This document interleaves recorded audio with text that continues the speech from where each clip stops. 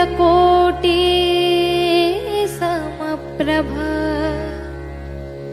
निर्विघ्नं कुरु मे देव सर्वकार्येषु सर्वदा। इथे जमलेल्या सर्व गणेश भक्तांचे सावर्डेकर परिवाराकडून हार्दिक स्वागत।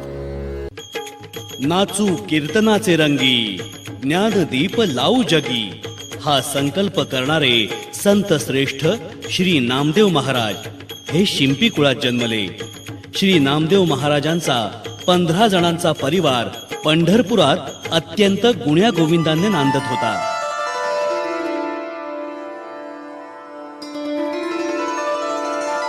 नामदेव महाराज 5 वर्षांचे असताना नामदेवाच्या आईने नामदेवाला दुधाची वाटी आणि नैवेद्याचं ताट विठ्ठलासमोर ठेवण्यासाठी पाठवलं।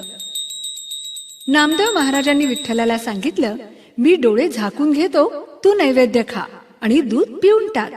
जर तू नैवेद्य खाल्ला नाहीस आणि दूध प्यायला नाहीस तर मी डोकं आपटून घेईन असंही बजावलं।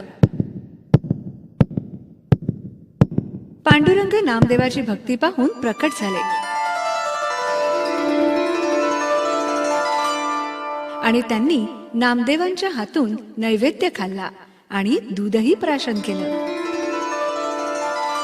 नामदेव महाराजांच्या कीर्तन भक्तीमध्ये सर्वसामान्य लोकांचा उद्धार व्हावा व त्यांच्यामध्ये जनजागृती व्हावी हा त्यांचा उद्देश होता।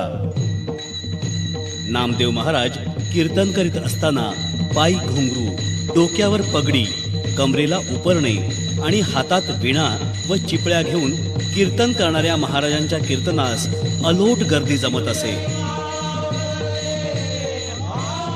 एकदा नामदेव महाराज ओंढ्या नागनाथाच्या मंदिरासमोर कीर्तन करत होते।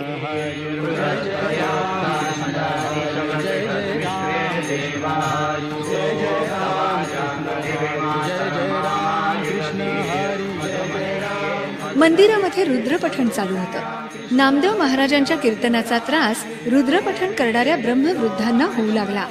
ते मंदिरामधून बाहेर आले आणि नामदेवाला म्हणाले, आमच्या नागनाथाला गोंगाट सहन होत नाही।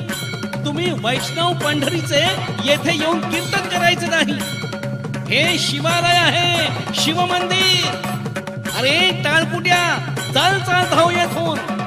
तुझे विष्णू पुराण कोणीही ऐकणार नाही। काय समजतोस काय तू स्वतःला?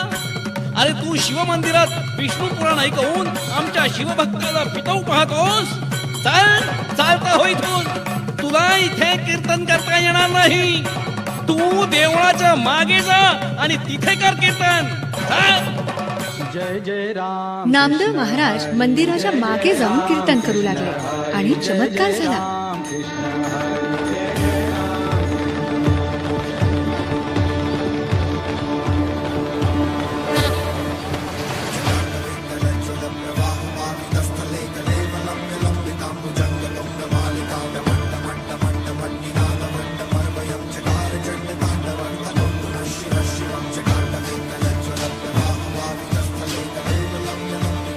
औंढे या नागनाथाचे मंदिर आपणहून फिरले। मंदिराचे पूर्वेकडील द्वार पश्चिमेकडे झाले। आपल्या मंत्रपठणापेक्षा भगवान श्री शंकराला नामदेव महाराजांचे कीर्तन जास्त आवडले। हे ब्राह्मणांना पटल्यामुळे ते त्यांच्या चरणी नम्र झाले।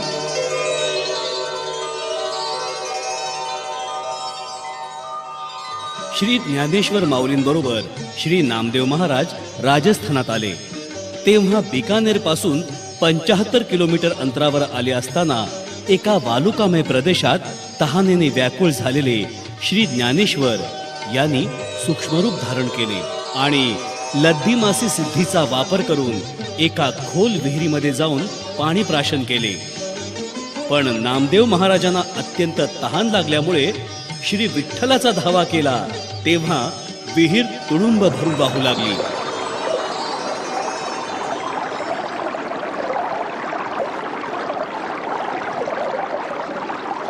इसवी सन 3 जुलै 1350 या दिवशी श्री नामदेव महाराजांनी सर्व कुटुंबासहित श्री पांडुरंगाच्या पूर्वद्वारी संजीवन समाधी घेतली, म्हणून या द्वाराला नामदेव द्वार असं म्हणतात। पंढरपूरला श्री विठ्ठल दर्शन घेण्यापूर्वी नामदेव पायरीचे दर्शन घेण्याची प्रथा आहे.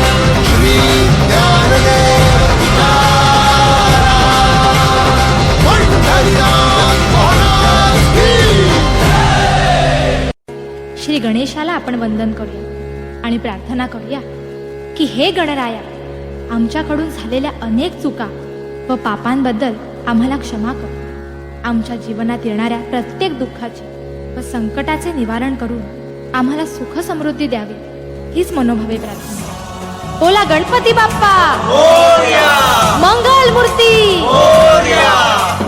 गणनायकाय गणदैवताय गणाध्यक्षाय धीमहि गुणशरीराय गुणमण्डिताय गुणेशानाय धीमहि गुणातीताय गुणाधीशाय गुणप्रविष्टाय धीमहि एकदन्ताय वक्रतुण्डाय गौरीतनयाय धीमहि गजेशानाय भालचन्द्राय श्रीगणेशाय धीमहि